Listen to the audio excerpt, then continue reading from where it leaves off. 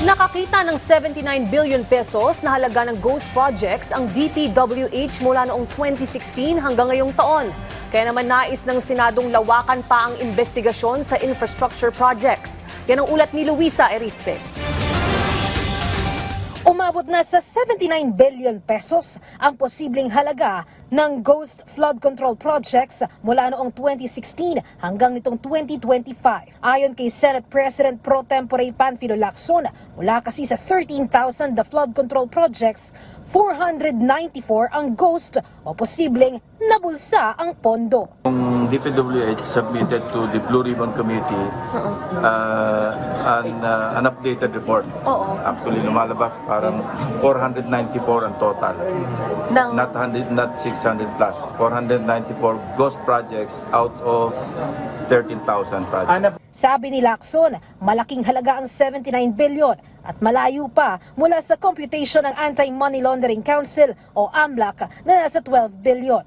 Kaya kung tutuusin, halos gapatak pa lang ng tubig sa banga ang halagang ibinalik umano ni dating DPWH official Henry Alcantara na 110 million at kahit ang ibabalik niya pang 200 million pesos. Ang ghost nasa, kung i-extrapolate natin sa 30,000 plus na flood control projects, nasa 79 billion, still huge, ano? Opo. Considering na we're talking of yung naabot ng AMLAC so far, as announced by the President, nasa mga 12 billion pa lamang yung pros and accounts.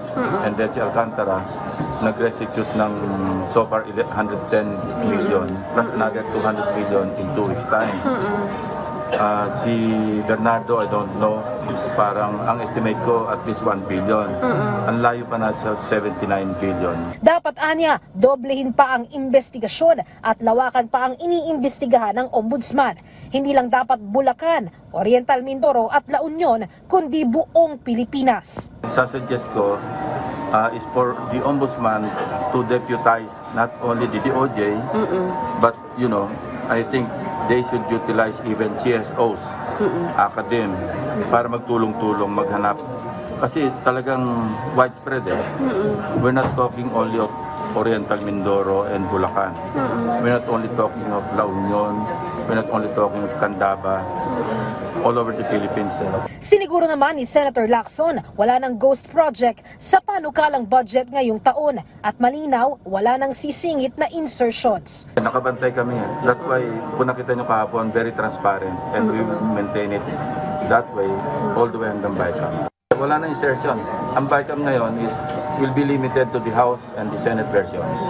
Ito rin naman ang siniguro ni Senator Sherwin Gatchalian, chairman ng Committee on Finance ng Senado. Hindi na mangyayaring ghost project dahil sa batas pa lang, alam na yung location. Luisa Erispe para sa Pambansang TV sa Bagong Pilipinas.